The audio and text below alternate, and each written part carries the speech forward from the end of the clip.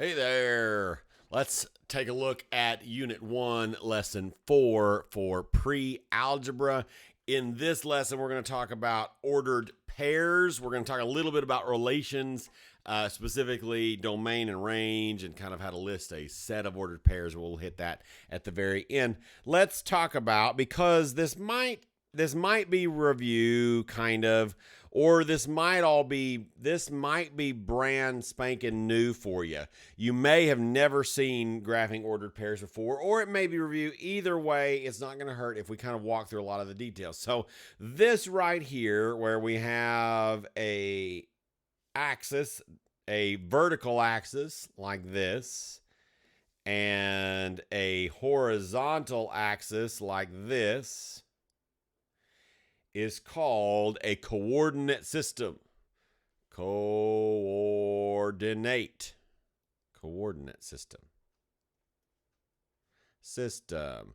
It's also called officially a Cartesian coordinate system, which is named after Descartes, I think French, don't quote me on that, but a mathematician and probably a philosopher, because, back in them there olden days, all the mathematicians, well, not all, but a lot of the mathematicians were also philosophers and such. So that's what happened there. So this is called a coordinate system. Now we have two axes.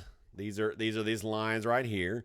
This horizontal one, by convention, it's not necessarily a rule. It doesn't have to be. It just pretty much always is in math textbooks and science textbooks and all kinds of things. This right here is the horizontal one, is the x-axis. This vertical one is called the y-axis by convention. In case you're like, what does convention mean? What are you talking about? Are we going to Comic-Con? No. Convention just means kind of the typical rule and the typical way of doing things. Okay, so that's what those two axes is the plural, axis is the singular, are the x and the y axis. Now, where they meet in the middle also has a fancy schmancy name. That point right there is called the origin. Origin. All right. Easy peasy, lemon squeezy, no big deal. Excuse me. Now, if we're looking at this axis, we've got, previously when we've graphed things before, because you probably have graphed things, but you've graphed it on just a number line, which is one axis. So things like that, where it's got the 0, the origin on a number line is right there, right? So you've done things like that. So what we're adding in a coordinate system is we're adding a second dimension. Now, on that number line that I just erased, there's a positive side going to the right, and there's a negative side going to the left, right? And so the same thing happens here. For the x-axis, the positive x-axis goes this way. So it gets more positive. The numbers get more positive, get bigger and bigger as they go to the right, all the way out to positive infinity, right? The negative numbers on the x-axis live to the left. It gets more and more negative as it goes more and more left, all the way to negative infinity. Now, remember, it counts kind of backwards. So we would count 1, 2, 3, 4, etc. And then on this side, we count -1, -2, -3, -4. So the numbers are kind of getting bigger, but more negative to the left, right? Now, the y-axis works about like you'd expect it to. As we go up, as we go more and more up, we get more and more positive. The positive numbers go up. 1, 2, 3, skip a few, a million, skip a few more, infinity, right? We can never really get to infinity, but, we'll keep going until we get close as we can. Now, the negatives, they go down on the y-axis, which makes sense. These all make a lot of sense if you stop for a second and think about it. So that's easy peasy, right? Now, the one other thing that we're going to talk about real quick as far as just the coordinate system is there are 4 quadrants. I'm going to label these in green. There are 4 quadrants. Now, the prefix quad means 4, so 4 quadrants is almost redundant, but for clarity and specificity, We're going to label them 4 quadrants. Now, we label the quadrant starting where X is positive and Y is positive. So this is the first quadrant right here. This is quadrant 1. Okay, and then we count our quadrants going counterclockwise. So this right here would be quadrant number 2. This would be quadrant number 3. We label our quadrants, in case you hadn't figured this out already, just by looking at what I'm writing in Roman numerals. And then the 4th quadrant is right here, quadrant 4. In case you've never seen Roman numerals before, that's Roman numeral 1, Roman numeral 2, 3, 4, and, you can learn some more later. My wife is texting me. I'm going to pause and be right back. See if it's important. It was important, but she was just saying thanks. Okay. All right. So that's how it works. Now, individual points. This is getting a little bit crazy and a little bit wild, so I'm going to go ahead and add me another layer of notes on top of this. No, that's fine, actually. I'll put back on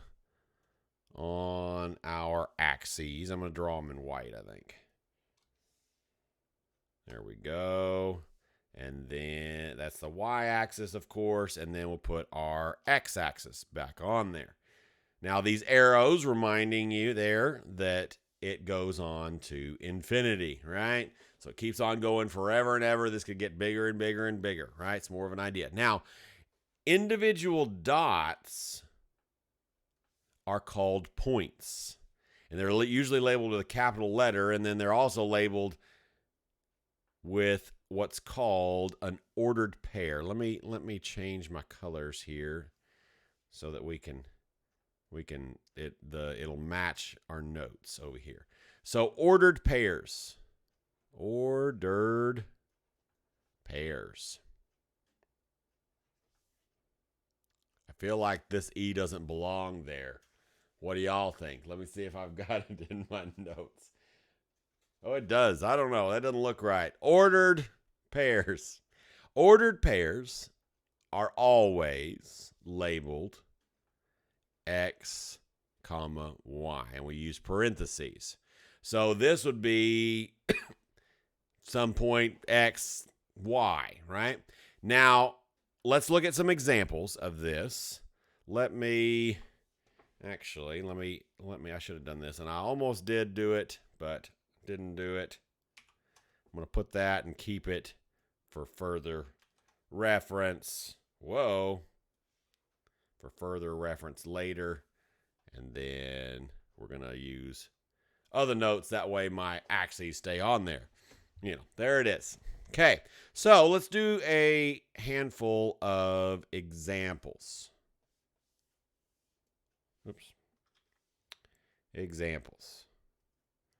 So for each one of these examples, the instructions would be graph.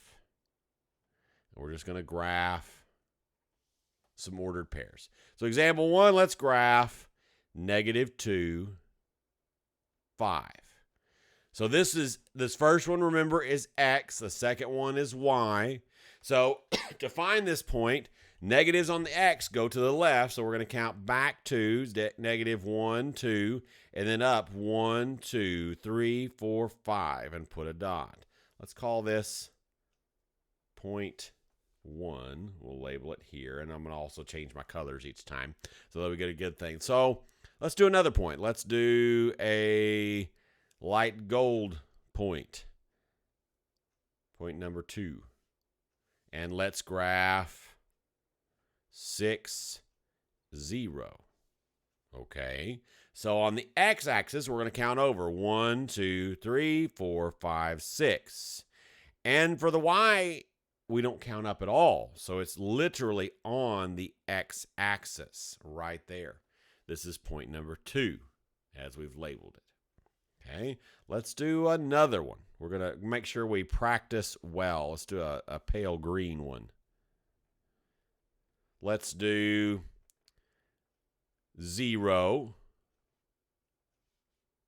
and 1.5.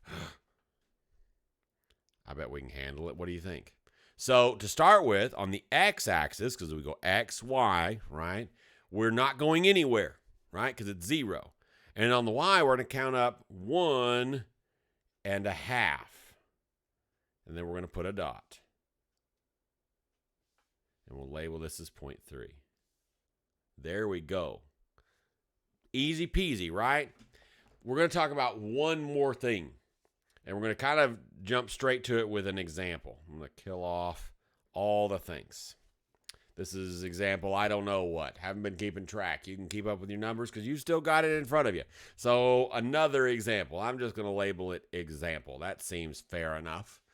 You can number it if you wish. So here's some instructions for this problem, this example problem. Write the domain and range of the following.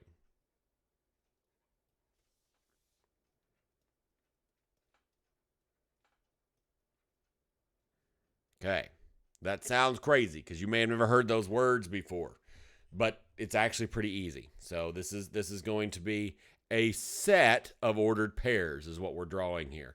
This right here is a curly brace. Okay, that's what that is. You have one on your keyboard. If you hold shift and the button next to the P, it'll draw one. Curly brace is kind of how we show sets of things.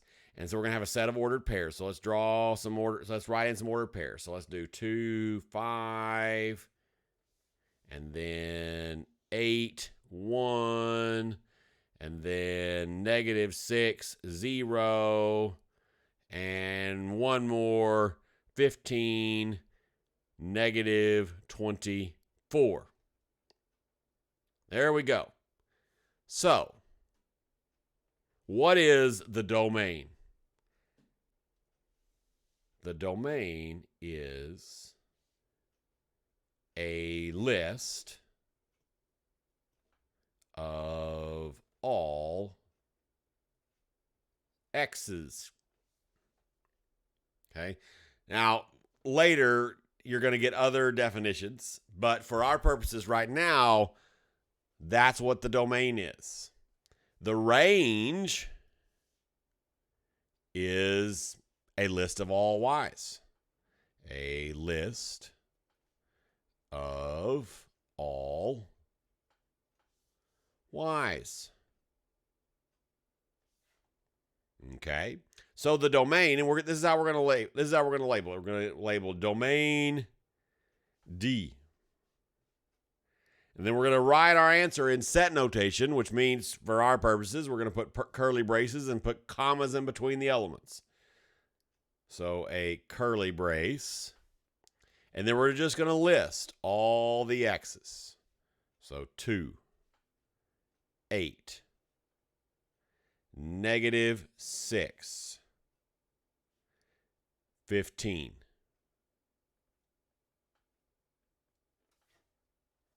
There we go. There's the domain. Now, the range we're going to label as a big R. And do a curly brace because we're going to put it in set notation. And we're just going to list all the y's. Easy peasy, lemon squeezy. 5, 1, 0, -24. So there you go. There's ordered pairs and domain and range of a set of ordered pairs. We squeezed in a little bit of bonus learning in there at the end. Hope you enjoyed it. If you're one of my students, don't forget to do your homework, and I shall see you in class. All those things. Guys and gals, don't forget to hit that like button, hit the subscribe button, and let us know in the comments how we can help you with math, science, or homeschooling in general. Have a wonderful day. Bye-bye.